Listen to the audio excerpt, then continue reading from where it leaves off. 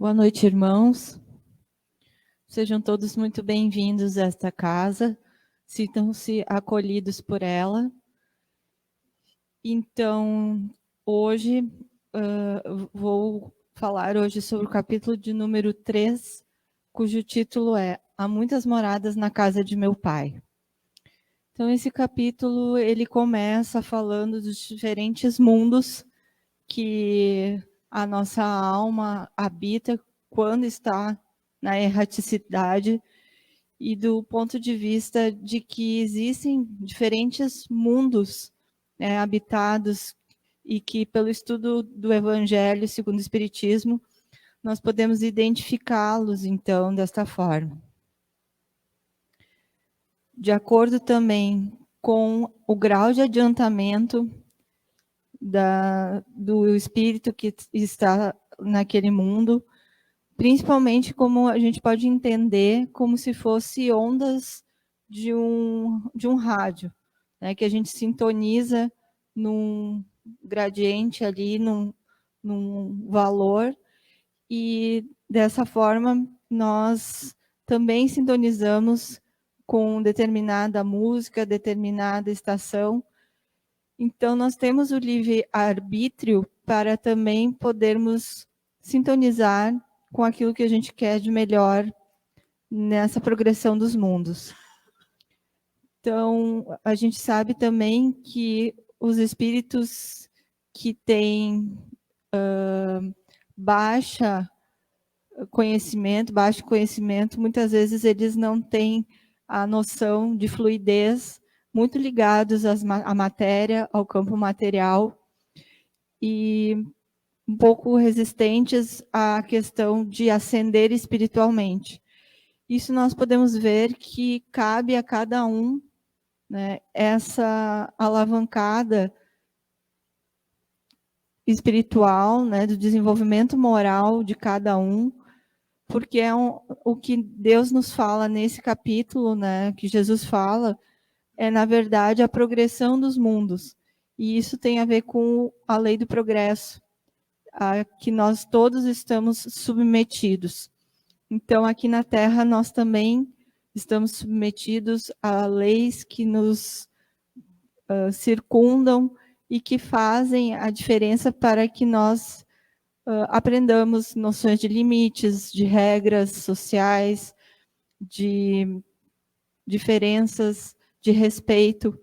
Então, em outros mundos também acontece isso, só que de uma outra maneira e sem a roupagem da matéria que nós temos aqui, no planeta Terra.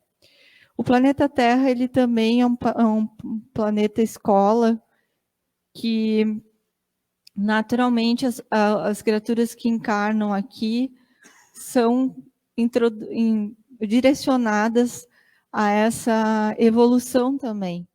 Então, nós, enquanto espíritas, nós temos muito conhecimento, porque a doutrina espírita ela é extremamente rica em estudos, em práticas, ferramentas de autoconhecimento. Então, nesse sentido, nós também estamos aqui aprendendo o tempo inteiro, mesmo antes de reencarnar ou de morrer, porque o tempo ele urge, né, irmãos? Então, nós estando aqui, nós estamos buscando aquela proteção e aquele conhecimento a mais para o entendimento do nosso dia a dia, já que nós vivemos muito cercados pelo caos, por espíritos truculentos, muitas vezes, irmãos que ainda não têm todo o discernimento moral, e nesse sentido, o nosso conhecimento é de suma importância.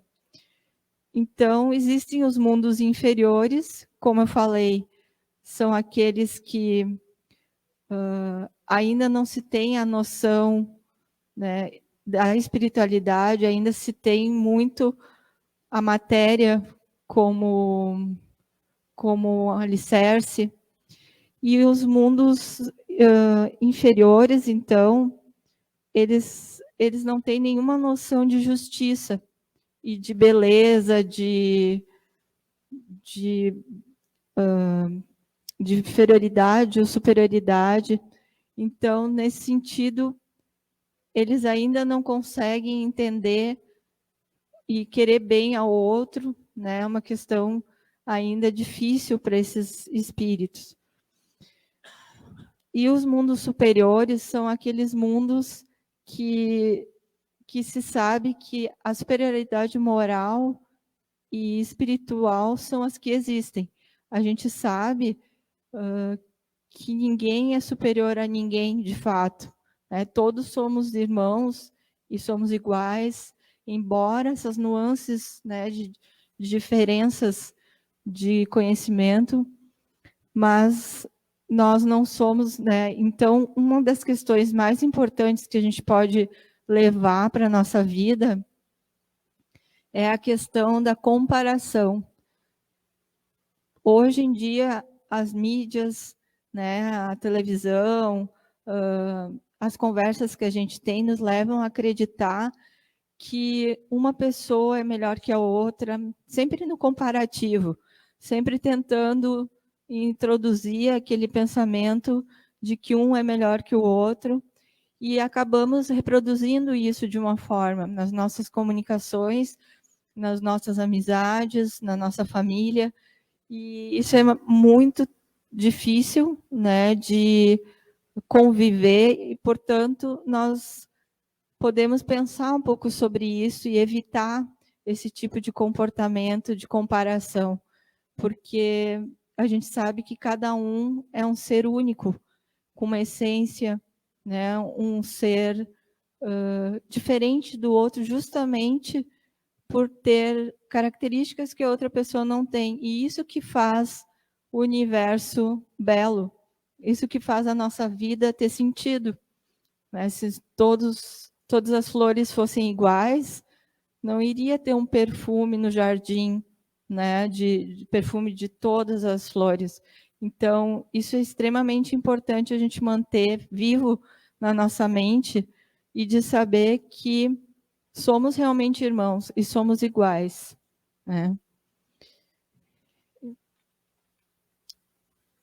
E os mundos regeneradores, como a gente chama, eles são mundos que estão entre os mundos mais inferiores, né, como mundos de prova e expiações, para mundos felizes.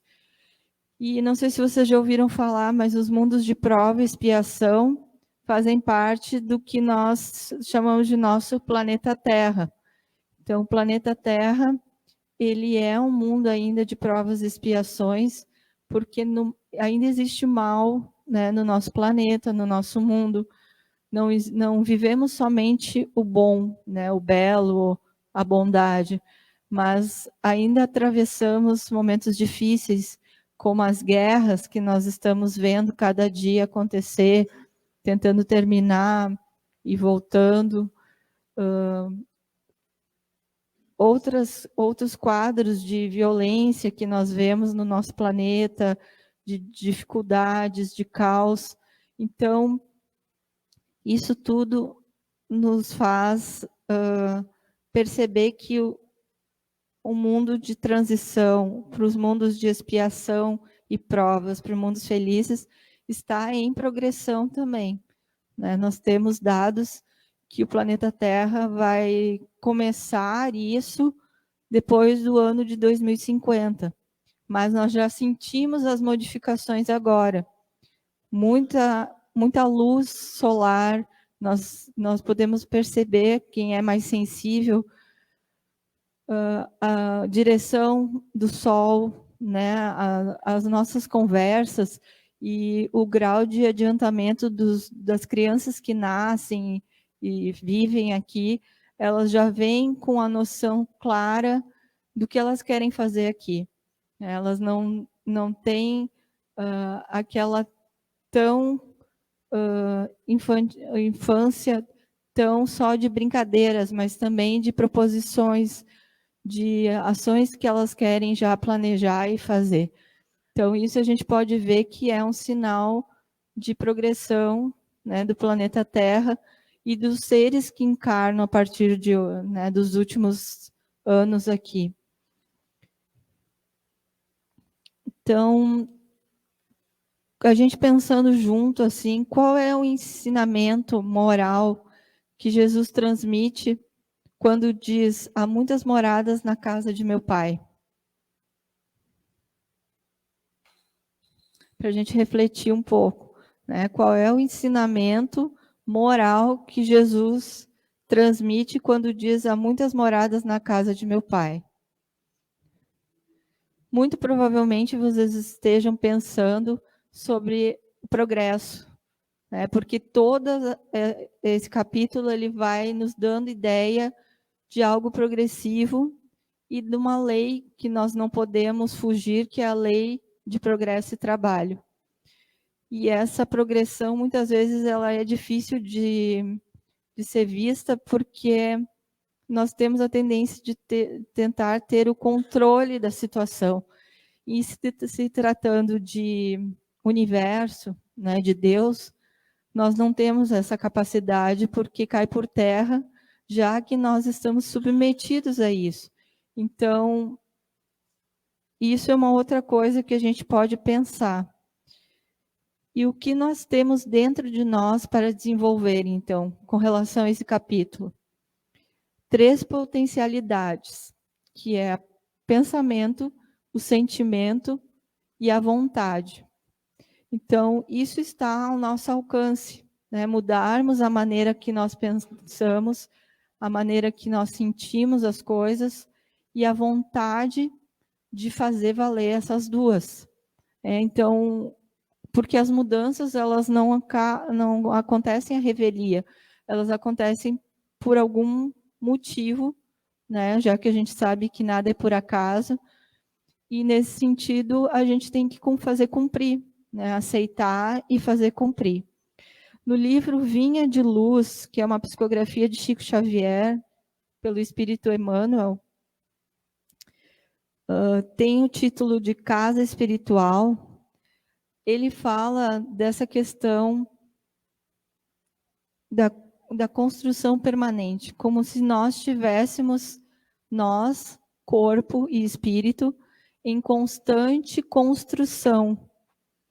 Porque, na verdade, é assim mesmo, né? Nós sabemos que é assim que as coisas funcionam e é importante nós sempre mantermos isso vivo, porque aí nós também podemos seguir o fluxo da evolução junto com as outras pessoas.